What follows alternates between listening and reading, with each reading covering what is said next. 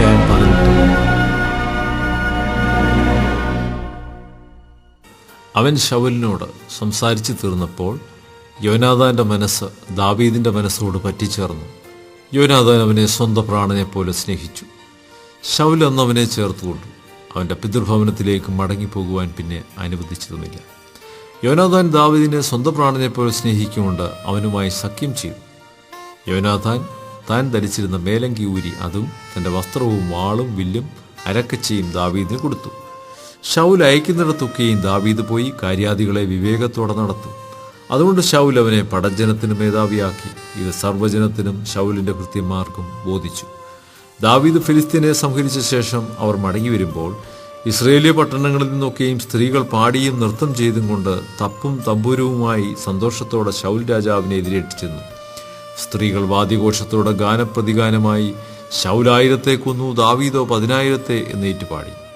അപ്പോൾ ശൗൽ ഏറ്റവും കോപിച്ചു. ഈ വാക്കവൻ അനിഷ്ടമായി. അവർ ദാവീദിന് 10,000 കൊടുത്തു, എനിക്ക് 1000 മാത്രമേ തന്നുള്ളൂ. ഇനി രാജത്വമല്ലാതെ അവന് കിട്ടുവാൻ എന്തുള്ളൂ എന്ന് അവൻ പറഞ്ഞു. അന്നു മുതൽ ശൗലിന് ദാവീദിനോട് കണ്ണുകടി തുടങ്ങി. പിറ്റേന്നാൾ ദൈവത്തിന്റെ പക്കൽ നിന്നുള്ള ദുരാത്മാവ് ശൗലിന്മേൽ വന്നു.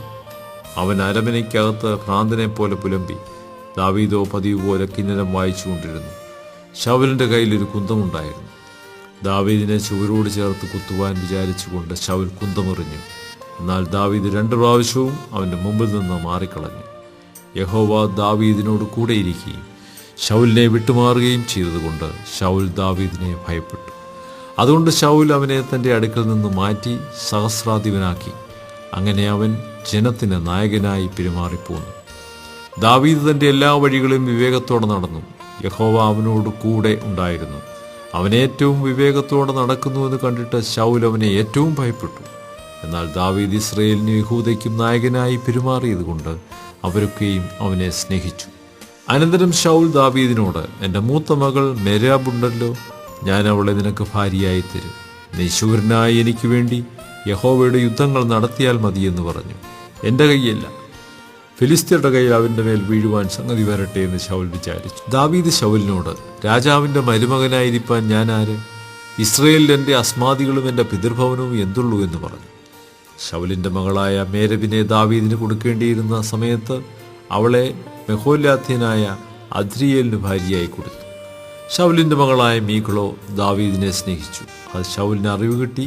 കാര്യം അവന് ഇഷ്ടമായി. അവൾ അവനൊരു കെണിയായിരിക്കേണ്ടതിനും ഫിലിസ്ത്യരുടെ കൈ അവന്റെ മേൽ വീഴേണ്ടതിനും ഞാൻ അവളെ അവന് കൊടുക്കുമെന്ന് ശൗൽ വിചാരിച്ച് ദാവീദിനോട്, നീ 2ാം പ്രാവശ്യം എനിക്ക് മരുമകനായി തീരണമെന്ന് പറഞ്ഞു. പിന്നെ ശൗൽ തന്റെ ഭൃത്യന്മാരോട്, നിങ്ങൾ സ്വകാര്യമായി ദാവീദിനോട് സംസാരിച്ച്, ഇതാ രാജാവിന് നിന്നെ പ്രിയമാകുന്നു, അവന്റെ ഭൃത്യന്മാർ ഒക്കെ നിന്നെ സ്നേഹിക്കുന്നു, ആകയാൽ നീ രാജാവിന്റെ മരുമകനായി തീരണമെന്ന് പറയുവീൻ എന്ന് കൽപ്പിച്ചു. ശമൂവേലിന്റെ ഭൃത്യന്മാർ ആ വാക്ക് ദാവീദിനോട് പറഞ്ഞപ്പോൾ ദാവീദ്, രാജാവിന്റെ മരുമകനാകുന്നത് അല്പകാര്യമെന്ന് നിങ്ങൾക്ക് തോന്നുന്നുവോ? ഞാൻ ദരിദ്രനും എളിയവനുമാകുന്നുവല്ലോ എന്ന് പറഞ്ഞു. ശൗലിന്റെ ഭൃത്യന്മാർ ദാവീദ് ഇപ്രകാരം പറഞ്ഞു എന്ന് ബോധിപ്പിച്ചു.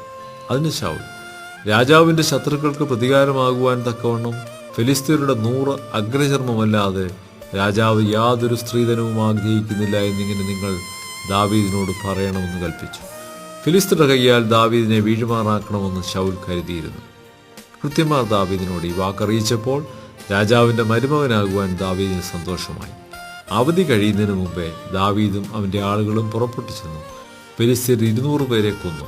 അവരുടെ ആഗ്രചർമ്മം കൊണ്ടുവന്നു താൻ രാജാവിന്റെ മരുമകനാകേണ്ടതിന് രാജാവിന് എണ്ണം കൊടുത്തു. ശൗൽ തന്റെ മകളായ മീഖളിനെ അവന് ഭാര്യയായി കൊടുത്തു. യഹോവ ദാവീദിനോടുകൂടെ ഉണ്ടെന്നും തന്റെ മകളായ മീഖൾ അവനെ സ്നേഹിച്ചുവെന്നും ശൗൽ കണ്ടറിഞ്ഞപ്പോൾ ശൗൽ ദാവീദിനെ പിന്നെയും അധികം ഭയപ്പെട്ടു. ശൗൽ ദാവീദിന്റെ നിത്യശത്രുവായി തീർന്നു. എന്നാൽ ഫിലിസ്ത്യ പ്രഭുക്കന്മാർ യുദ്ധത്തിന് പുറപ്പെട്ടു. അവർ പുറപ്പെടുമ്പോഴൊക്കെയും ദാവീദ് ശൗലിന്റെ സകല ഭൃത്യന്മാരെക്കാളും കൃതാർത്ഥനായിരുന്നു. അവന്റെ പേര് വിശ്രുതമായി തീർന്നു.